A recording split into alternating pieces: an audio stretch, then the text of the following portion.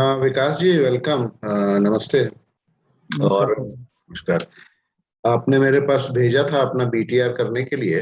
और आपका एक यूनिक केस था। ऐसे कम मिलते हैं बीटीआर करने के लिए जिसमें कि प्लेस ऑफ बर्थ छोड़ करके कुछ पता नहीं होता है। मतलब आपको तो फिर भी एक रफ आइडिया था कि या तो 1965 होगा या 1966 होगा, और सितंबर होगा या अक्टूबर होगा। तो इस तरह के जो यूनिक केसेस होते हैं, तो इस बड़ा चैलेंजिंग होता है ये। तो ऐसे केसेस में मैं करता हूँ, कुछ दो चार केसेस हमने किए, उनमें से आपका एक ये है। तो मैं ये चाह रहा था कि जो केस हमने किया है थोड़ा आपके साथ उसको डिस्कस करके, और चूंकि आपको तो पता है मैं यूट्यूब पे मेरी चैनल चलती है और मैं एस्ट्रोलॉजी पढ़ाता भी हूं। जी सर। तो मैं चाह रहा था कि कुछ जो हमारे व्यूअर्स हैं जो हमको फॉलो करते हैं, जी उनके सामने मैं रखना चाह रहा था कैसे इस बीटीआर को हमने किया और कैसे आपके इवेंट्स के साथ मैच किया। तो चूंकि आप मेरे साथ हैं, जी। तो मैं अगर कोई सवाल आपसे करूंगा तो आप व्यूअर्स के सामने बोल सकते हैं कि जी हाँ ऐसा जो है ना। तो मैं जो हमने बनाया है, जो हमने वर्कआउट किया है, उसका जो राइटअप वगैरह बनाया है, और जो आपका हॉरोस्कोप फिर हमने बनाया है, वो मैं खोल रहा हूँ उसकी स्क्रीन। ठीक है, और आपको और व्यूअर्स को दोनों में साथ साथ चलूंगा। आपसे मैं पूछूंगा जी कि ऐसा था नहीं था, तो आप मुझे जरा बताते जाइएगा। ठीक है ना। जी तो, सर। तो आपकी कंसेंट है ना इस रिकॉर्डिंग के लिए? जी सर। ठीक है, और इस रिकॉर्डिंग को मैं पब्लिक करूंगा यूट्यूब में। तो no problem sir. No problem है। तो देखिए, ये मैंने जो है आपका लेफ्ट हैंड साइड में जो है ना, ये लेफ्ट हैंड साइड में बर्थ टाइम रेक्टिफिकेशन करने के बाद आपका जो हॉरोस्कोप बनता है, अगर आप नॉर्थ इंडियन पद्धति को फॉलो करते हैं तो मैं नॉर्थ इंडियन में आपके पास ये भेज दूंगा। जी लेकिन नॉर्थ इंडियन में भेजना सर। मैं भेज दूंगा आपको, लेकिन मैं कृष्णमूर्ति पद्धति जो है वो साउथ इंडियन चार्ट के हिसाब से पढ़ाता हूँ। तो इसीलिए ये मैंने जो रेक्टिफाई आपका, sorry not rectify, birth chart जो बनाया है उसको ये साउथ इंडियन पद्धति के हिसाब से है। तो एक्सप्लेन करने के लिए व्यूअर्स को, देखिए आपने जब मुझे कांटेक्ट किया था तो आपने मुझे बताया था कि आपको ठीक से कुछ भी नहीं पता है कि आपकी ईयर ऑफ बर्थ 1965 है या 66 है, दोनों में से कोई भी हो सकता है।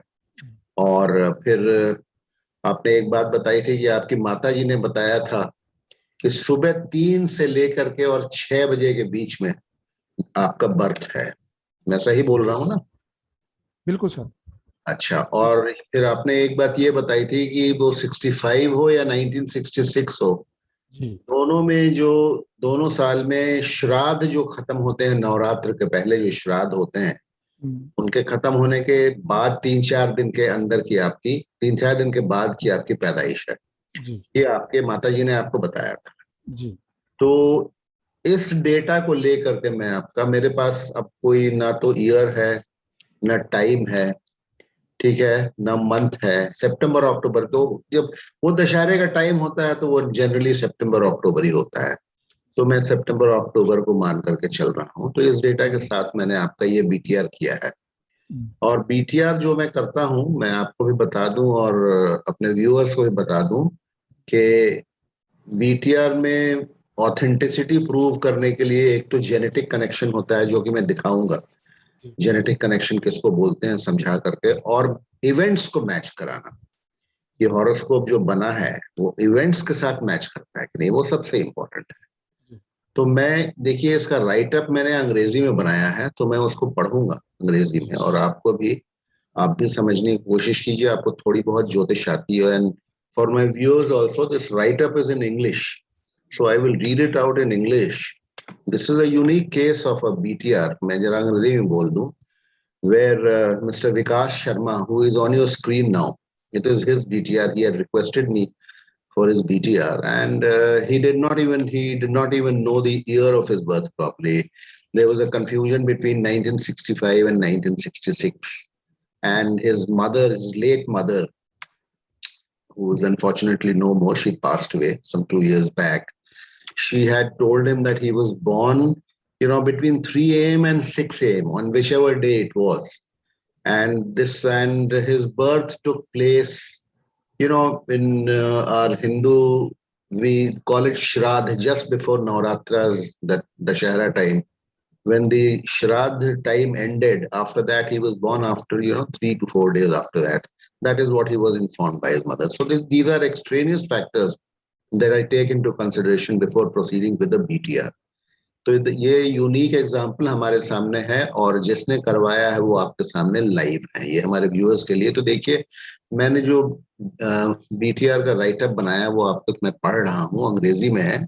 The BTR was done on 9:39 AM on 10/8/2021, यानी कि ये कल हमने, आज 11 तारीख है, कल हमने ये बीटीआर किया था रांची, जहां मैं रहता हूँ, at Ranchi, and the RPs are given on the left hand side of the screen. देखिए लेफ्ट हैंड साइड में ये देखिए, ये उस समय के रूलिंग प्लैनेट्स यहाँ पर हमने दिए हैं। देखिए विकास जी, रूलिंग प्लैनेट्स के मदद से ही हम लोग बर्थ टाइम रेक्टिफिकेशन करते हैं, ठीक है। रूलिंग प्लैनेट्स उस समय जब मैं कर रहा हूँ, बीटीआर को टेक अप कर रहा हूँ, तो जहां मैं बैठा हूँ वहां पर कौन सी लग्न जो है वो उदित हो रही है, उस समय चंद्रमा की क्या पोजीशन है, ये सब को रूलिंग प्लैनेट्स बोला जाता है, जो कि कृष्ण मूर्ति पद्धति में बहुत विख्यात है।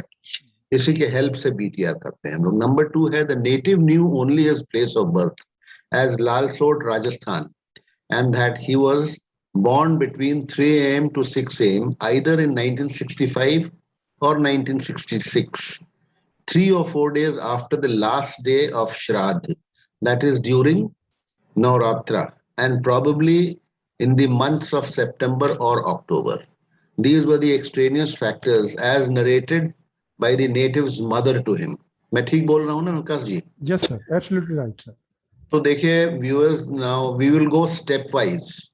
फर्स्ट स्टेप तो रूलिंग प्लैनेट्स हमने निकाल दिया। Now the first step after that is, जब हमें साल ही नहीं मालूम है तो establishing the year and month of birth कैसे हम एस्टैब्लिश करेंगे? आपको पता है, देखिए बीटीआर में जब हमें साल नहीं पता होता है तो जुपिटर की पोजीशन हम देखते हैं। We see the position of Jupiter in the probable years, when the birth had taken place. तो the probable years of birth were 1965 or 1966. We have to check the position of Jupiter in these years and identify in which year Jupiter is in a sign which matches with the strongest of the ruling planets. Jupiter was found to be in Gemini in 1965 and entered Cancer in 1966. Lord of Gemini is Mercury and of Cancer is Moon. Both are ruling planets, but Moon is stronger of the two. So the year was fixed as 1966. Dashera was falling in October that year. So month of birth is also identified as October 1966. देखिए 1965 की Jupiter की position जब हमने check की तो वो Gemini में था, जिसका कि लॉर्ड जो है वो मरकरी होता है, ठीक है। और 1966 में जुपिटर वॉज इन कैंसर, कर्क, जिसके कि लॉर्ड जो है मून है। दोनों हमारे रूलिंग प्लैनेट्स में, लेकिन अगर आप इन ऑर्डर ऑफ स्ट्रेंथ देखेंगे लेफ्ट हैंड साइड में, तो moon being the ascendant star lord is the strongest ruling planet. तो इसीलिए हमने 1966 को एस्टैब्लिश किया as the year of birth. और उस साल दशहरा जो है अक्टूबर में पड़ रहा था। इनफैक्ट टू बी प्रिसाइज 23 अक्टूबर को, मैं लिखना भूल गया हूँ, 23 अक्टूबर को दशहरा था और श्राद्ध खत्म हुए थे शायद 13 अक्टूबर को। तो और 14 से नवरात्रे शुरू थे, तो इनके जन्म फिर 14 तारीख के 3-4 दिन के बाद, जैसा कि इनको इनके माता जी ने बताया, हुआ होगा। तो ये प्रिजम्पशन लेके अक्टूबर 1966 हमने फिक्स किया as year and month of his date of birth. तो ये तो स्टेप 1 होता है। स्टेप 2 क्या होता है? स्टेप 2, जब हमने ईयर और मंथ को डिसाइड कर लिया तो स्टेप, अब देखिए मंथ हमें इसमें सन की मूवमेंट से, जब मंथ अगर हमें लोकेट करना होता है, आइडेंटिफाई करना होता है, तो फिर सन की मूवमेंट उस साल में देखते हैं। लेकिन अक्टूबर हमें पता है कि दशहरे के टाइम में इनकी पैदाइश हुई थी और दशहरा अक्टूबर में था, इसीलिए सन की मूवमेंट को हमें देखना आवश्यक नहीं है। October is our month and 1966 is our year of birth. अब step 2 क्या है? Establishing the date of birth. Month हमें मिल गया, ईयर मिल गया, अब डेट ऑफ बर्थ कैसे हम एस्टैब्लिश करेंगे? उसमें हमें चंद्रमा की मूवमेंट देखनी पड़ती है उस महीने में या उसके आसपास। अक्टूबर में जो प्रोबेबल डेट्स हैं, जैसे इन्होंने बताया कि 14 अक्टूबर के 4-5 दिन के अंदर अंदर जो है पैदाइश हुई होगी, जैसा कि इनकी माता जी ने उनको बताया। तो उस समय हमें जो है मून की मूवमेंट को देखना है और देखना है कि वो हमारे स्ट्रॉन्गेस्ट रूलिंग प्लैनेट्स जो हमें मिल रहे हैं, उन रूलिंग प्लैनेट्स के एरिया में वो कब भ्रमण कर रहा था। तो हमने लिखा है, देखिए, इन द ईयर 1966 श्राद्ध वाज एंडिंग ऑन 13th अक्टूबर। अच्छा, हमने लिखा है, मैं ऊपर बताया, शायद कह रहा था, भूल गया। On 13th October and Navratra starting on 14th October. His birth was after 3 to 4 days from the end of Shraddh, according to his mother. So from the ephemeris for October 14 to 18, I had to track the movement of the moon to establish the date when it was entering the strongest ruling planet. This would be the date of birth. Moon की movement हमें 14 अक्टूबर से लेकर के 17-18 अक्टूबर तक हमें देखना था, और देखना था कि मून कौन सी ऐसी राशि में जाता है जो कि हमारे जो रूलिंग प्लैनेट्स की लिस्ट है उसमें से स्ट्रॉन्गेस्ट रूलिंग प्लैनेट की राशि है, ये हमें देखना था। तो हमने फिर एफिमेरिस बोलते हैं, जो पंचांग भी आप लोग बोलते हैं, एफिमेरिस से हमने उसको ट्रैक किया। सो फ्रॉम द एफिमेरिस, देखिए यहाँ पर, यहाँ ये देखिएगा, मेरे कर्सर को फॉलो कीजिएगा, सेकेंड पैराग्राफ है चार्ट के नीचे। From the ephemeris moon was tracked to be in Libra on 16th October. 16 अक्टूबर को चंद्रमा जो है वो लिब्रा यानी कि तुला राशि में पाया गया। तुला राशि का स्वामी वीनस है, लेकिन वीनस हमारे रूलिंग प्लैनेट्स में नहीं शामिल है, ठीक है। To was found to be in Libra on 16th October, but lord of Venus is not one of our ruling planets, so rejected. तो हमने लिब्रा को रिजेक्ट कर दिया, ठीक है, so rejected. Moon entered Scorpio, moon जो है वृश्चिक में प्रवेश किया ऑन 16th इटसेल्फ, उसी दिन चंद्रमा वृश्चिक में प्रवेश किया इटसेल्फ एट 3:09 PM, 3:09 शाम को, आफ्टरनून में वो वृश्चिक में प्रवेश कर गया, and would remain there till 19th early morning. So 16 के शाम से 19 अर्ली मॉर्निंग तक चंद्रमा जो है वो वृश्चिक राशि में रहता। तो Lord of Scorpio is Mars, one of the ruling planets. So the date of birth had to be one of the dates on which moon remained in Scorpio. तो स्कॉर्पियो के का लॉर्ड जो है वो मंगल है, मार्स। तो हमने ये कहा कि ये जो है इनका जन्म हुआ तब जब चंद्रमा स्कॉर्पियो में, देखिए, करीब 2.5 चंद्रमा 2.25 से 2.5 दिन एक राशि में रहता है। तो 16 से 19 चंद्रमा स्कॉर्पियो में था। अब हमें 16 से 19 के बीच में हमें वो दिन चुनना है जब इनका जन्म हुआ था। कैसे हम चुनेंगे? उसका चुनने का ये तरीका है कि स्कॉर्पियो में देखिए कौन कौन से नक्षत्र होते हैं, नक्षत्र के स्वामी होते हैं, नक्षत्रों का नाम छोड़ दीजिए। तो स्कॉर्पियो जो राशि होती है वृश्चिक, उसमें 3 ग्रहों के नक्षत्र हमें मिलते हैं, जुपिटर का, सैटर्न और बुध के नक्षत्र मिलते हैं। जुपिटर और सैटर्न हमारे रूलिंग प्लैनेट्स में शामिल नहीं है। मरकरी हमारे यानी कि बुध हमारे रूलिंग प्लैनेट्स में शामिल है। तो चंद्रमा जब बुध के नक्षत्र में जिस दिन रहेगा वो हमारा डेट ऑफ बर्थ होगा। तो अब क्या लिखा है हमने? Moon remained in Scorpio there are 3 nakshatra lords, Jupiter, Saturn and Mercury. Out of these, Mercury is one of the ruling planets. So the date of birth would be the date on which moon was in the nakshatra of Mercury. Moon entered the nakshatra of Mercury on 17th October. 17 अक्टूबर को चंद्रमा ने बुध के नक्षत्र में प्रवेश किया 9:09:39 PM को, ठीक है ना, 17 तारीख को एंटर किया। and would remain in it till about 7 p.m. on 18th of October. तो शाम 17 तारीख के शाम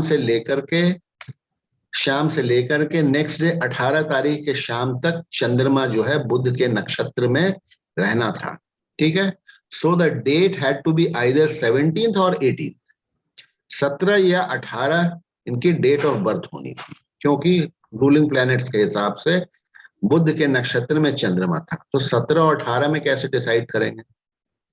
जन्म इनका था सुबह 3 बजे से लेकर के और 6 बजे के बीच में, तो ये 18 को ही पॉसिबल था। 17 को तो शाम को चंद्रमा ने एंटर किया बुध के नक्षत्र में, और 12 बजे के बाद डेट बदल जाती है, तो 12 बजे के बाद सुबह 3 बजे से 6 बजे के बीच में चंद्रमा जो है वो 18 तारीख को बुध के नक्षत्र में होता। तो हमने फिक्स किया कि 18 तारीख इनकी डेट ऑफ बर्थ है। सो 18th October 1966 was identified as his date of birth. विकास जी, आपको क्लियर हो रहा है ना? Yes, sir. Yes, sir. नहीं भी क्लियर हो रहा तो लॉजिक समझ में आ रहा होगा जी। वो तो आप जब हमारे साथ एस्ट्रोलॉजी जब सीखेंगे तब मैं आपको इसको डिटेल में बताऊंगा, लेकिन ये व्यूअर्स के लिए बड़ा इंटरेस्टिंग होता है। तो देखिए तो व्यूअर्स, हमने डेट ऑफ बर्थ और ईयर ऑफ बर्थ सारा कुछ फिक्स कर दिया है, और अब हमें फिक्स करना है टाइम ऑफ बर्थ। इनका सिर्फ बचता है टाइम ऑफ बर्थ। तो स्टेप 3 है establishing the time of birth. वो कैसे हम फिक्स करेंगे? For establishing the time of birth, the movement of the लग्न। अभी हमने देखिए पहले जुपिटर की मूवमेंट देखी, उसके बाद चंद्रमा की मूवमेंट देखी डेट ऑफ बर्थ फिक्स करने के लिए, और जब हमें वो एक रेंज मिल गया सुबह 3 बजे से और 6 बजे तक के बीच में 18 तारीख के सुबह, तो उस बीच में अब हमें देखना है कौन कौन सी लग्न का उदय हो रहा था 3 से 6 के बीच में, और उन लग्नों में से कौन सी लग्न हमारे स्ट्रॉन्ग रूलिंग प्लैनेट से मैच करती है। तो हमने देखा कि 3 से 6 के बीच में 2 लग्नों का उदय था, एक था लियो और दूसरा उसके बाद फॉलोड बाय वर्गो। तो लियो और वर्गो, यानी कि लियो का स्वामी सूर्य, वर्गो का स्वामी मरकरी, दोनों हमारे रूलिंग प्लैनेट्स हैं, लेकिन mercury is the stronger ruling planet. आप देखिए इसमें, यहाँ पर आपको एक बार फिर से दिखा दूं, ये मरकरी, ये रूलिंग प्लैनेट्स देखिए, Mercury is the stronger ruling planet. Sun जो है नंबर 4 में है इन ऑर्डर ऑफ स्ट्रेंथ। तो हमने ये फिर पिक किया कि वर्गो लग्न, इनकी लग्न जो है कन्या लग्न, यानी कि वर्गो लग्न में इनका जन्म हुआ, वर्गो लग्न में जन्म हुआ। अब उस वर्गो लग्न में चंद्रमा कब से कब था, और इनका लग्न तो हमने चुन लिया, लेकिन लग्न में एक नक्षत्र स्वामी होता है जब इनका जन्म हुआ, और फिर उसका सबलॉर्ड होता है, सब सबलॉर्ड होता है। वो कैसे सिलेक्ट करेंगे? देखिए हमने लिखा है step 3, for establishing the time of birth, the movement of the lagna between the period 3 a.m. to 6 a.m. on 1810, ये 2021 हमसे लिखा गया, मैं इसको करेक्ट कर देता हूँ, ये जरा सा, नहीं तो फिर ये देखिए, ये मैं 1966 के जगह वो, अभी मैं इसको चेंज कर देता हूँ आप लोगों के सामने ही, नहीं तो ये फिर रह जाएगा। ये 2021 में बैठे हैं ना हम लोग, ये मुझसे ये मिसप्रिंट हो गया, अभी मैं इसको अभी चेंज किए देता हूँ।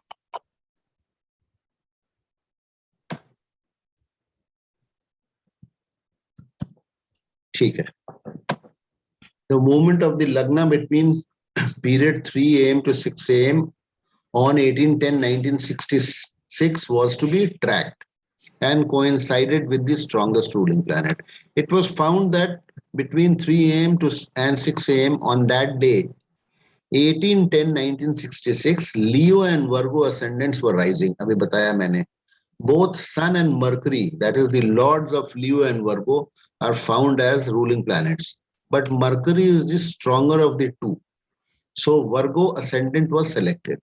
In Virgo Rashi, in that is Vahi ascendant, there are 3 nakshatras. Belonging to sun, moon and Mars. अब वर्गों में भी तीन नक्षत्र, हर राशि में तीन नक्षत्र पाए जाते हैं।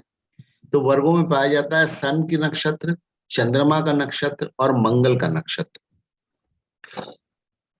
वर्गो जिसका लॉर्ड मरकरी है ब्रैकेट में, Virgo Mercury already selected as rising ascendant, so now the star lord, sub lord and sub lord had to be fixed from the star lord was chosen as moon. moon को क्यों हमने choose किया as star lord?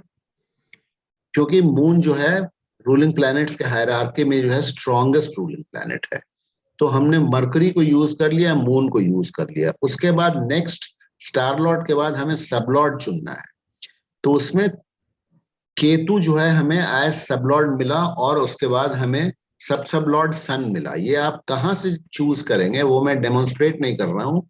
कोई भी software में, जो मैं software use करता हूँ ट्रू एस्ट्रोलॉजी, उसमें लग्ना मूविंग फीचर और मून मूविंग फीचर सारा कुछ आता है। उससे आप देख सकते हैं इतने बजे से इतने बजे के बीच में लग्न कैसे मूव कर रही है, उसका नक्षत्र स्वामी कौन रहेगा, उसका सब लॉर्ड कौन रहेगा, उसका सबसे लॉर्ड कौन रहेगा। उसको यूज करके हमने इनकी लग्न में जो है लग्न एस्टेब्लिश किया है। इनकी वर्गो में स्टार लॉर्ड देखिए, यहाँ पर देखिए स्टार लॉर्ड वर्गो में इनका स्टार लॉर्ड मून में इनका सब लॉर्ड केतु, वर्गों में मून के बाद स्टार लॉर्ड के बाद सब लॉर्ड केतु और सब लॉर्ड सन। और ये लग्न इस कॉम्बिनेशन के साथ उदय हो रही थी 5:51 ऑन 18/10/1966। तो ये इनका date of birth 18/10/1966, time of birth 5:51 और प्लेस ऑफ बर्थ वगैरह आपको पता ही है 1966। तो ये इसी तरह से इनका हमने बीटीआर किया। बीटीआर किया क्या, ये रेक्टिफिकेशन नहीं था, ये मतलब इनकी नई हमने इनका टाइम निकालकर जन्म पत्ती बताई। This was the time of birth and accordingly his horoscope was erected as under. ऊपर भी जो हॉरोस्कोप हमने दिया है वो रेक्टिफाइड टाइम से हॉरोस्कोप है। नीचे भी हमने ये बनाया है आपके लिए, देखिए फॉर योर कन्वीनियंस, ये हमने बना दिया है ऊपर। अब इसको हम देखेंगे।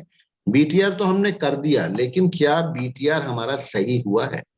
तो नेक्स्ट स्टेप जो बीटीआर में होता है, देखिए बहुत सारे लोग बीटीआर करके यहीं पर छोड़ देते हैं कि ये बीटीआर हो गया, ये आपका करेक्टेड टाइम है। लेकिन उसको हमें देखना है, उसको प्रूव करना है ना, ये करेक्टेड टाइम है तो ये मैच करता है कि नहीं इनके जिंदगी के इवेंट्स के साथ। और एक तरीका है जेनेटिक कनेक्शन होता है। जेनेटिक कनेक्शन होता है जिसमें कि आप सब लोगों को पता है, विकास जी आपको भी पता है कि आपका फर्स्ट कस्प, आपका 9th कस्प जो होता है वो आपके पिताजी का होता है। पिताजी को हम 9th हाउस से देखते हैं और फर्स्ट कस्प आपका है। तो फर्स्ट कस्प के जो कॉम्बिनेशंस होते हैं, राशि, स्टार लॉर्ड और सब लॉर्ड, वो 9th कस्प के राशि, स्टार लॉर्ड और सब लॉर्ड से मिलना चाहिए। कम से कम 3 में से 2 मिलने चाहिए। तो देखिए हमने क्या लिखा है यहाँ, step 4, verification of horoscope through genetic technique, इसको बोलते हैं जेनेटिक कनेक्शन। द राशि लॉर्ड, स्टार लॉर्ड, सब Lord of the ascendant should match with the 9th cusp combinations.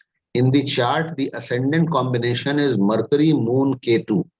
देखिए यहाँ देखिएगा लेफ्ट हैंड साइड में ये दिया हुआ है मरकरी, मून, केतु। ये कस्पल चार्ट में अगर आप देखेंगे लेफ्ट साइड में तो ये आपको मिल जाएगा। यहाँ देखिए मरकरी, मून, केतु इनके असेंडेंट का सब लॉर्ड है। और इनके 9th हाउस का कॉम्बिनेशन है वीनस, मून और मरकरी। तो ये वीनस, मून, मरकरी और मरकरी, मून, केतु, ठीक है, ये तीनों मिलते हैं। क्यों मिलते हैं? मून मरकरी तो कॉमन है, केतु जो है वो वीनस को रिप्रेजेंट करता है, क्योंकि केतु इनके हॉरोस्कोप में लिब्रा में है। तो केतु को हम इज इक्वल टू वीनस मानते हैं। तो ये यहाँ पर इनका जेनेटिक कनेक्शन भी प्रूव हो जाता है। ये इस तरीका होता है।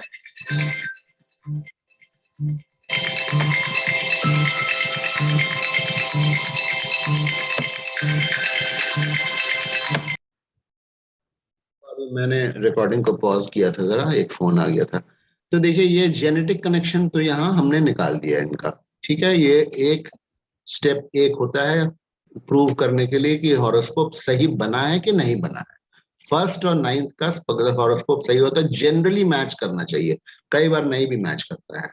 Let us be very very honest about it, कई बार नहीं मैच करता है, इसीलिए इवेंट्स के साथ मैच करना बहुत जरूरी होता है।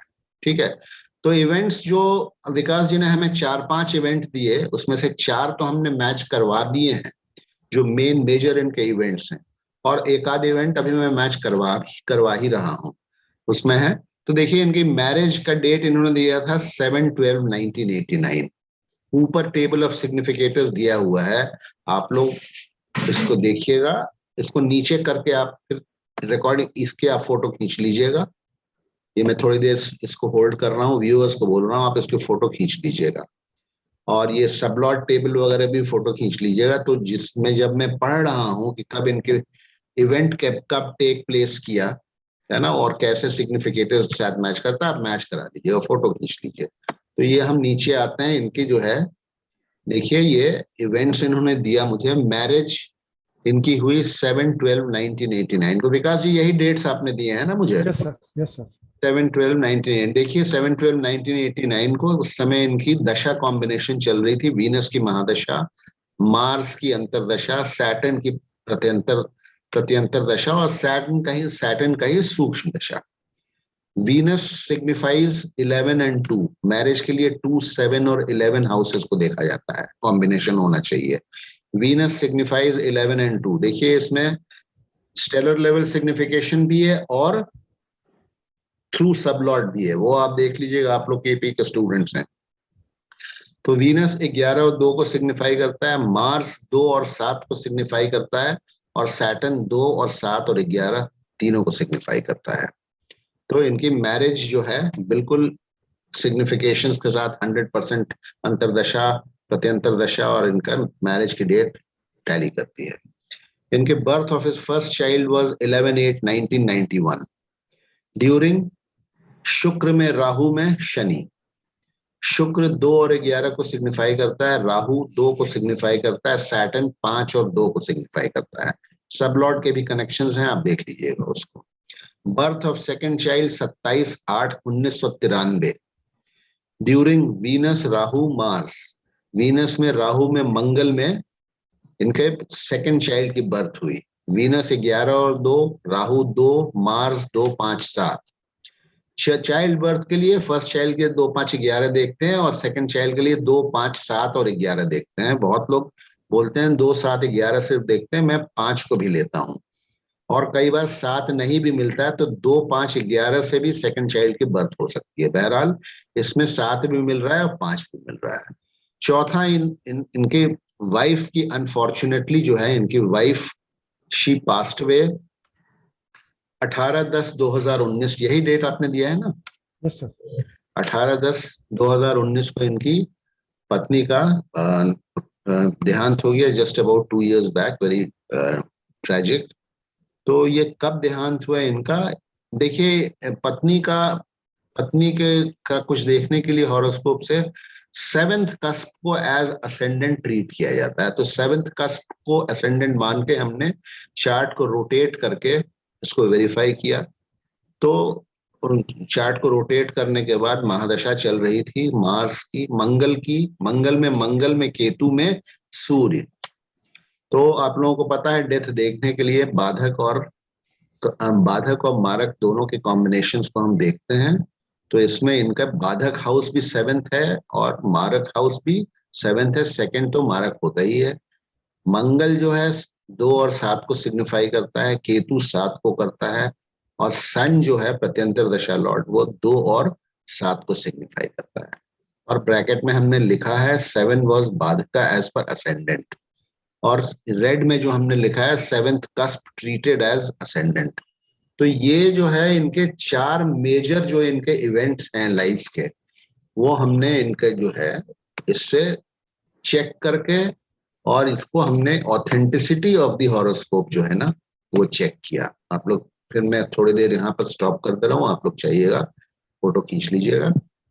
तो ये है, देखिए एक बीटीआर, जिसका बीटीआर किया गया है विकास जी, ये इन्होंने मेरे पास काफी दिन पहले भेजा था, लेकिन थोड़ा व्यस्तता के कारण मुझे ज्यादा टाइम लग गया, उसके लिए मैं सॉरी विकास जी, ज्यादा टाइम नहीं कोई नहीं सर। है ना, करीब 10-15 दिन लग गए। मैं थोड़ा व्यस्त रहता हूँ, तो ये हमने कहा कि चलिए, वैसे तो मैंने बीटीआर पहले भी अपने यूट्यूब पे डाले हैं, लेकिन ये हमने कहा चलो एक जिसका किया है उसके साथ में लाइव बैठ करके और इवेंट्स को वेरीफाई करके उनके सामने में करता हूं। तो यही था। और विकास जी, अभी आपका हॉरोस्कोप तो अभी हमने खाली बनाया है, बाकी जो आपको जो सवाल वगैरह करना है आप मुझसे कीजिएगा, फिर उसको तसल्ली से बैठ करके मैं सारे जवाब दूंगा। ठीक है ना? जी सर। चलिए, thank you very much for joining us and viewers, आप अपना फीडबैक दीजिए, मेरे चैनल को सब्सक्राइब कीजिए। Thank you sir. Thank you for watching and नमस्ते। नमस्कार।